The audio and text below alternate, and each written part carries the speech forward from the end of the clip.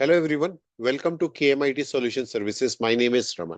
आज के इस लेक्चर में एक फंडामेंटल टॉपिक पढ़ेंगे जावा से रिलेटेड कि जेडीके क्या है, जेआरई क्या है, जेवीएम क्या है, जेआईटी क्या है और बाइट कोड क्या है। चलिए स्टार्ट करते हैं। JDK, Java development kit. अब जावा डेवलपमेंट किट क्या होती है? देखो, जैसे नाम से ही पता चल रहा है, डेवलपमेंट किट यानी कि अगर आपने जावा का कोई भी प्रोग्राम लिखना है तो आपको जावा डेवलपमेंट किट की जरूरत पड़ेगी। ठीक है, इसके बिना आप जावा का प्रोग्राम डेवलप नहीं कर सकते। ठीक है, तो जावा डेवलपमेंट किट जब भी आप इंस्टॉल करते हो, जब भी आप कहते हो कि मुझे जावा इंस्टॉल करना है, मुझे प्रोग्राम लिखना है जावा के अंदर, तो आप बेसिकली जेडीके इंस्टॉल करते हो। जब आप जेडीके इंस्टॉल करते हो तो कुछ और कंपोनेंट भी इसके साथ इंस्टॉल हो जाते हैं, जैसे जेआरई और जेआरई के अंदर जेवीएम। राइट, तो इसका मतलब जब आप जेडीके इंस्टॉल करोगे तो कंप्लीट पैकेज इंस्टॉल हो जाएगा, उसके अंदर जेआरई भी हो जाएगा, जेवीएम भी हो जाएगा, जो कि आपके प्रोग्राम को एग्जीक्यूट करने में हेल्प करेंगे। तो जब भी आप एक जावा का प्रोग्राम लिखते हैं, ठीक है, तो कैसे लिखते हैं? मैं एक सैंपल प्रोग्राम ले लेता हूँ। यहाँ पे मैंने एक कार डॉट जावा क्लास बनाई हुई है। इसको ओपन करते हैं। इस कार डॉट जावा क्लास में क्या है कि मैंने एक simple public static void main function लिखा है, कार क्लास है। ठीक है, और जिसमें मैं लिख रहा हूँ हेलो जावा। ठीक है, अब ये जो प्रोग्राम मैंने लिखा, ये तो मैंने नोटपैड में लिखा। नोटपैड में लिखने के लिए आपको जेडीके की जरूरत नहीं है, लेकिन अगर आपने इसको कंपाइल करना है, ठीक है, जब आप इस कोड को कंपाइल करेंगे, जब आप इस प्रोग्राम को एग्जीक्यूट करेंगे अपने सिस्टम पे, तो कंपाइलेशन के लिए आपको जेडीके चाहिए। ठीक है, फिर उसके बाद एक बाइट कोड बनता है। वो बाइट कोड जो है वो आप जेआरई को देते हो और जेवीएम उसको एग्जीक्यूट करता है। ठीक है, अभी इसके बारे में डिटेल में पढ़ेंगे, लेकिन फिलहाल मैंने एक जावा का प्रोग्राम लिखा है जिसमें मैंने एक कार क्लास बनाई है। ठीक है, अब मैं क्या करता हूँ, मैं अपने टर्मिनल पे जाता हूँ। मैंने ऑलरेडी यहाँ पे जावा इंस्टॉल किया हुआ है। तो अगर मैं इसको कमांड प्रॉम्प्ट पे ओपन करूँ और मैं लिखूं अगर जावा हाइफन हाइफन वर्जन, तो यहाँ देखिए मैंने जावा 17.0 इंस्टॉल किया हुआ है। तो हो सकता है आपके जो सिस्टम पे लेटेस्ट वर्जन हो 21 22, राइट, लेकिन मैंने इस अपने सिस्टम पे 17.0.1 इंस्टॉल किया हुआ है। तो ये कुछ भी वर्जन हो सकता है। ठीक है, अब अ, यहाँ पे अगर मैं देखूं, मेरे पास एक जावा की फाइल है कार डॉट जावा, जिसमें मैंने वो प्रोग्राम लिखा हुआ है। अब मुझे क्या करना है, मुझे इस प्रोग्राम को एग्जीक्यूट करना है। देखिए, जब भी आप कोई आईडीई यूज करते हो, जैसे इक्लिप्स, विजुअल स्टूडियो, इंटेलिजे, राइट, तो उसमें क्या होता है, जब आप प्रोग्राम को एग्जीक्यूट करते हो तो जो मैं कमांड्स यहाँ चलाने वाला हूँ वो उसके अंदर इनबिल्ट होती है। तो जब आप कहते हो run my program as a Java application, तो वो आपके प्रोग्राम को कंपाइल भी करता है, वो आपके प्रोग्राम को फिर एग्जीक्यूट भी करता है। प्रोग्राम को एग्जीक्यूट करने के लिए हमें जेआरई और जेवीएम की जरूरत पड़ती है, और कंपाइल करने के लिए हमें ओपन जेडीके के जावा सी कमांड की जरूरत पड़ती है। तो देखिए, अभी मुझे इस प्रोग्राम को एग्जीक्यूट करना है, तो पहले मैं कंपाइल करूंगा। कंपाइल करने के लिए आप लिखोगे जावा सी और आपकी फाइल का नाम। तो मेरी फाइल का नाम है कार डॉट जावा। जब मैंने इसको एग्जीक्यूट किया तो ये एग्जीक्यूट हो गया। इसने चेक किया कोई सिंटेक्स एरर तो नहीं है, कुछ डिपेंडेंसीज है वो उसमें ऑलरेडी आपके प्रोग्राम में इंक्लूडेड है या नहीं, ये सब चेक करेगा। लेकिन जब आपने इसको कंपाइल किया, ठीक है, तो जब आपने इसको कंपाइल किया तो इसने एक बाइट कोड बनाया। तो इसने बाइट कोड क्या बनाया? कार डॉट क्लास बनाई। ठीक है, तो कार डॉट क्लास क्या है? Car dot class byte code है। इस पर्टिकुलर कार डॉट जावा में जो आपने क्लास लिखी हुई है या क्लासेस लिखी हुई है, उसका बाइट कोड है। ठीक है, अब आप जितनी भी क्लासेस लिखेंगे उन सभी क्लासेस का अलग क्लास फाइल बनेगी। ठीक है, और उन क्लासेस की जो क्लास फाइल बनेगी वो उन क्लासेस का बाइट कोड होगा। ठीक है, देखिए, मैं दोबारा क्या करता हूँ, मैं इस कार क्लास में जाता हूँ और यहाँ पे मैं एक और क्लास बना देता हूँ। फॉर एग्जाम्पल मैंने यहाँ टेस्ट क्लास बनाई। ठीक है, एक और क्लास बना देते हैं, क्लास से टेस्ट वन बना देते हैं। ठीक है, तो ये मैंने दो क्लासेस बनाई, इसको मैंने सेव किया प्रोग्राम को। और अब मैं देखता हूं तो इसके अंदर सिर्फ कार डॉट जावा क्लास है और कार डॉट क्लास जो कि मेरा बाइट कोड है। ठीक है, अब मैं क्या करूंगा, अब इस प्रोग्राम को दोबारा एग्जीक्यूट करूंगा, सॉरी एग्जीक्यूट नहीं, कंपाइल करूंगा। तो कंपाइल करने के लिए मैं लिखूंगा जावा सी और car dot Java class, right. So फिर दोबारा कंपाइल हुआ। अब देखते हैं कौन कौन सी फाइल्स इसके अंदर बनी है। अब आप देखो इसके अंदर तीन फाइल बनी है। एक तो test dot class, test one dot class. ये क्यों बनी? ये इसलिए बनी क्योंकि इसके अंदर दो और क्लासेस थी, उनकी एक सेपरेट क्लास फाइल बनी। ठीक है, कार एक क्लास थी, उसकी एक सेपरेट फाइल बनी। और टेस्ट डॉट क्लास, इसकी एक सेपरेट क्लास बनी क्योंकि उसमें एक क्लास थी ये। और टेस्ट वन डॉट क्लास, ये एक और क्लास थी मेरी कार डॉट जावा फाइल के अंदर, तो उसने उसकी उसका भी बाइट कोड बनाया है। ठीक है, फाइन। तो ये पॉसिबल हुआ अगर आपने जेडीके इंस्टॉल किया हुआ है। अगर आपने जेडीके इंस्टॉल नहीं किया हुआ तो आप ये नहीं कर सकते। अब ये जो मेरी क्लासेस क्लास की फाइल्स बनी है या जो ये बाइट कोड बना है, ये मेरा जो बाइट कोड है, ये क्या होता है, ये मशीन कोड में कन्वर्ट होगा। ठीक है, तो वो कैसे कन्वर्ट होगा वो आप देखते हैं। ठीक है, तो अब आई होप आपको समझ आ गया कि जेडीके क्या है। ठीक है, जावा डेवलपमेंट किट। तो जावा डेवलपमेंट किट के अंदर ही जेआरई होता है और जेवीएम सब इंक्लूडेड होता है। आपको सेपरेटली उसको इंस्टॉल करने की जरूरत नहीं। ठीक है, अब क्या है, अगर आपने किसी लिनक्स सिस्टम पे इंस्टॉल करना है तो आप लिख सकते हैं APT install open JDK, right. और जो भी वर्जन है, यहाँ पे मैंने 11 लिखा हुआ है, बट ये कुछ भी वर्जन हो सकता है, आपका लेटेस्ट वर्जन हो सकता है। आप ओरेकल की वेबसाइट पे जाके आप इसको चेक कर सकते हैं। और इसी तरह अगर आपने मैक ऑपरेटिंग सिस्टम पे इंस्टॉल करना है तो आप ब्रू यूटिलिटी का यूज कर सकते हैं। अब देखते हैं जेआरई क्या है। अब देखिए, मान लिया कि मेरे पास सिस्टम है। ठीक है, मुझे जावा का कोड नहीं लिखना, मुझे जावा का कोड एग्जीक्यूट करना है। ठीक है, आपने जावा का कोड लिखना नहीं है, आपने जावा का कोड एग्जीक्यूट करना है। जब आपने जावा का कोड एग्जीक्यूट करना है तो आपको ओपन जेडीके या जेडीके की जरूरत नहीं है। ठीक है, उसमें आपको जावा डेवलपमेंट किट की जरूरत नहीं है। उसके लिए आप जेआरई यूज कर सकते हो। जेआरई क्या है? जावा रन टाइम एनवायरमेंट। ठीक है, तो आपके प्रोग्राम को एग्जीक्यूट करने के लिए आपको जेआरई की जरूरत है।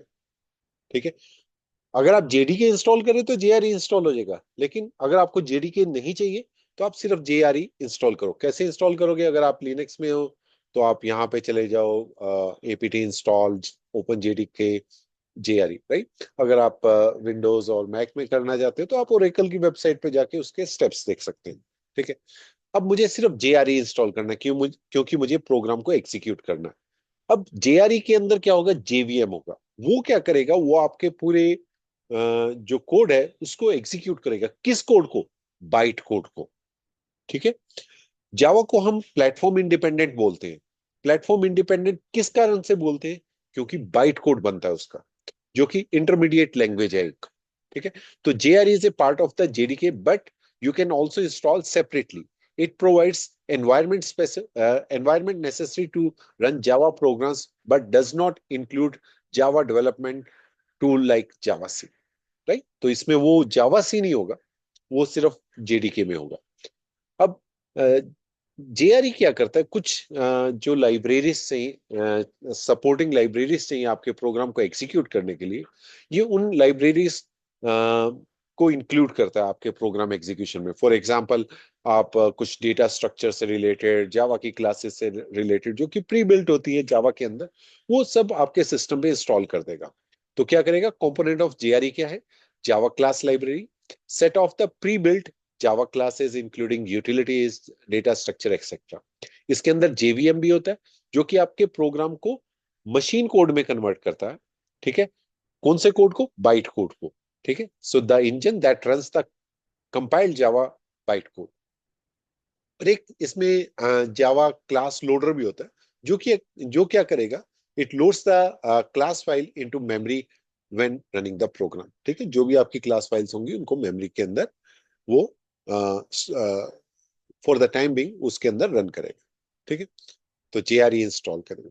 ठीक है, तो JRE ऑलरेडी जब हम अपने सिस्टम में JDK इंस्टॉल करेंगे तो हो जाएगा, लेकिन आप JRE को सेपरेटली भी इंस्टॉल कर सकते हो। अब थर्ड आता है कि JVM क्या होता है। देखिए, हम जावा को प्लेटफॉर्म इंडिपेंडेंट बोलते हैं। वो किस लिए? फॉर एग्जाम्पल आपके पास एक आपके पास एक विंडोज मशीन है। ठीक है, मेरे पास ये विंडोज मशीन है। ठीक है, इस विंडोज मशीन में, ये मेरी विंडोज मशीन है, इसमें मैंने कुछ प्रोग्राम लिखा जावा का। ठीक है, उसको मैंने बाइट कोड में कन्वर्ट किया। बाइट कोड में कैसे कन्वर्ट किया, मैंने अभी आपको जावा सी से बताया।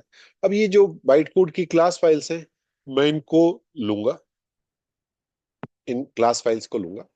ठीक है, और मैं मैं एग्जीक्यूट करूंगा। विंडोज में भी एग्जीक्यूट कर सकता हूँ। मान लिया मुझे लिनक्स ऑपरेटिंग सिस्टम में एग्जीक्यूट करना है, मुझे मैक ऑपरेटिंग सिस्टम में एग्जीक्यूट करना है, तो मैं इन क्लास फाइल्स को लूंगा सिर्फ। ठीक है, मुझे सोर्स कोड की जरूरत नहीं है। तो लिनक्स में क्या होगा, एक JVM इंस्टॉल होना चाहिए। ओके, लिनक्स में आपका JVM इंस्टॉल होना चाहिए। तो आप जब JRE इंस्टॉल करोगे तो JVM भी इंस्टॉल हो जाएगा। जब आप इंस्टॉलेशन पे जाते हो तो उसमें आपसे पूछता है कि आपको लिनक्स में इंस्टॉल करना है JRE, या आपको मैक ऑपरेटिंग सिस्टम में करना है, विंडोज में करना है, उसके अकॉर्डिंग आपका JVM होता है। ठीक है, अब ये JVM क्या करेगा, इस ये आपकी क्लास फाइल्स को लेगा, यानी कि आपके बाइट कोड को लेगा, और इसको मशीन कोड में कन्वर्ट करेगा और प्रोग्राम को इंटरप्रेट करेगा, यानी कि एग्जीक्यूट करेगा। ठीक है, तो JVM क्या, JVM is a part of JRE, right? तो ये JRE का पार्ट है, is responsible for executing the Java byte code. It is platform independent, which means the Java program can run on any system with JVM regardless the underlying hardware and operating system। आपको सिर्फ ये class files देनी है, उसके बाद वो Linux पे कैसे एग्जीक्यूट होगा, वो लिनक्स पे या मैक ऑपरेटिंग सिस्टम पे कैसे एग्जीक्यूट होगा, वो JVM की रिस्पॉन्सिबिलिटी है। मैं आपको एक अभी तो मेरे पास लिनक्स इंस्टॉल नहीं है, लेकिन मैं आपको एक सैंपल दिखा सकता हूँ विंडोज में ही। फॉर एग्जाम्पल मैं जाता हूँ यहाँ पर, मैं एक यहाँ पे एक फोल्डर बना लेता हूँ। ठीक है, तो यहाँ पे हम एक फोल्डर बना लेते हैं। फोल्डर का नाम कुछ भी रख देते हैं। फोल्डर का नाम रख देते हैं माई फोल्डर। ठीक है, माई फोल्डर रखते हैं। अब मैं क्या करता हूँ, यहां से मैं ये सभी क्लास फाइल्स लेता हूँ। ठीक है, ये क्लास फाइल्स ली, और मैंने इसको इसके अंदर माई फोल्डर के अंदर कॉपी कर दिया। अब मेरे पास सोर्स कोड तो नहीं है माई फोल्डर के अंदर। ठीक है, मैं यहां इसके टर्मिनल पे जाता हूँ। ठीक है, तो मैं टर्मिनल पे गया, माई फोल्डर के अंदर हूं मैं इस वक्त। अब मैं क्या करना चाहता हूँ, अब इसके अंदर आप देखिए जावा फाइल नहीं है, सिर्फ क्लास फाइल्स है, मेरा बाइट कोड है। अब मैं प्रोग्राम को एग्जीक्यूट करता हूँ। सो कमांड लाइन पे जब आप एग्जीक्यूट करते हैं तो आप क्या यूज करते हैं, आप जावा कमांड को यूज करते हैं। तो मैंने लिखा जावा, और मेरी जो मेन क्लास थी वो थी कार, राइट? तो मैंने लिखा जावा कार। तो ये क्या करेगा, जावा कार क्लास को एग्जीक्यूट करेगा। देखो हेलो जावा एग्जीक्यूट हो गया, जबकि इसमें मेरा सोर्स कोड नहीं है इस पर्टिकुलर फोल्डर के अंदर। कैसे एग्जीक्यूट किया इसने, JVM ने एग्जीक्यूट किया। ठीक है, उसने मेरी बाइट कोड को लिया और बाइट कोड को उसने कन्वर्ट कर दिया, बाइट कोड को उसने मशीन कोड में कन्वर्ट किया, मशीन कोड से फिर वो इंटरप्रेट होके मुझे आउटपुट दिखा रहा है। ठीक है, तो ये ऐसे यही क्लास फाइल्स अगर आप किसी उबंटू या रेड हैट सिस्टम पे लेके जाओगे या मैक ऑपरेटिंग सिस्टम पे लेके जाओगे, आपको सोर्स कोड देने की जरूरत नहीं, सिर्फ ये क्लास फाइल्स दो और आपका प्रोग्राम एग्जीक्यूट हो जाएगा। ठीक है, तो आई होप आपको अभी तक समझ आ रहा होगा। नाउ अब JVM क्या करेगा, first it loads the class files. JVM loads dot class files that contains the byte code, verifying the byte code. फिर वो क्या करता है, वेरीफाई करता है कि सब कुछ ठीक तो है, कहीं आपने क्लास फाइल को उठाया उसमें से कुछ डिलीट कर दिया, या आपका बाइट कोड करप्ट हो गया, या उसमें कुछ अनसेफ ऑपरेशंस कर रहे हो। तो वो वेरीफाई करता है, फिर आपके बाइट कोड को एग्जीक्यूट करता है, executes the Java byte code instructions. Memory management, जो जेवीएम, क्योंकि ये प्रोग्राम को एग्जीक्यूट कर रहा है, जब प्रोग्राम एग्जीक्यूट होगा तो ऑब्जेक्ट्स बनेंगे, ठीक है, उनकी प्रॉपर्टीज होंगी, मेथड्स होंगे, तो उनको मैनेज कैसे करना है, तो उसके लिए ये मेमोरी मैनेजमेंट भी करता है। तो manages the heap for objects and stack for the method calls memory, right. तो हमने जावा कमांड अभी जैसे चेक की, तो क्लास फाइल्स थी हमारे पास, तो हमने उससे एग्जीक्यूट कर दिया। बाइट कोड, अब आपको अच्छा खासा आइडिया हो गया होगा कि बाइट कोड क्या है। Byte code is A intermediate code generated when java source.java file is compiled by using javac. The bytecode is platform independent, can be executed on any machine that has jvm, right? Bytecode, it is a set of instructions that jvm can understand and execute. It is stored in .class file. When you write a program and compile using javac command, the output is .class file which contains the bytecode, right? ये हम मैंने अभी आपको already दिखा दिया, ठीक है। अब एक और है just in time, JIT compiler. अब ये जेआईटी कंपाइलर क्या होता है? ये होता है जेवीएम के अंदर, जेडीके के अंदर जेआरई, जेआरई के अंदर जेवीएम, और जेवीएम के अंदर होता है जेआईटी। ये क्या करता है? ये आपके प्रोग्राम की एग्जीक्यूशन को, की परफॉर्मेंस को फास्ट करता है। कैसे? ये आपका जो जब भी आपका प्रोग्राम एग्जीक्यूट होता है, तो वो जेवीएम के जेआईटी कंपाइलर के थ्रू होता है। The JIT compiler is a part of the JVM that improves the performance of the Java application. It compiles the Java bytecode into native machine code. तो ये क्या करेगा? नेटिव मशीन कोड में उसको convert कर देगा just before the execution at runtime. This allows the program to run faster than purely interpreted executions. ठीक है? अब ये काम कैसे करता है जेआईटी? जेआईटी क्या करेगा? जब आपका प्रोग्राम एग्जीक्यूट हो रहा है, when you run a Java program, the JVM starts by interpreting the bytecode. तो वो पहले bytecode को interpret करेगा. As the program runs, JIT compiler identifies the hotspots. तो वो क्या करेगा? उसके hotspots को find करेगा. hotspots का मतलब जो कि frequently executed code है, and compiles the bytecode into the machine code, so it can execute directly by the CPU, right? So this improves the performance of the native code, uh, um, is executed much faster than the interpreted bytecode, right? तो अगर हम एक conclusion निकालें, पहले आप source code लिखेंगे, फिर आप उसको कंपाइल करेंगे, बाइट कोड बनेगा, फिर आपका प्रोग्राम एग्जीक्यूट होगा जेआरई की हेल्प से, ठीक है, क्योंकि उसकी जो सपोर्टिंग लाइब्रेरीज हैं, यूटिलिटीज हैं, वो जेआरई के थ्रू होंगी, फिर जेवीएम एग्जीक्यूट करेगा, ठीक है। तो आप मेरे ख्याल से आप कोई भी एक प्रोग्राम बना सकते हैं, उसमें आप देख सकते हैं कि जेडीके इंस्टॉल्ड है कि नहीं, जेआरई, जेवीएम, बाइट कोड कैसे काम करता है। आई होप आपको ये लेक्चर पसंद आया होगा। अगर आपको ये लेक्चर पसंद आया तो please do like and share. ऐसे ही मैं कुछ और वीडियोस लाऊंगा जो कि जावा से रिलेटेड में। Till then, bye bye.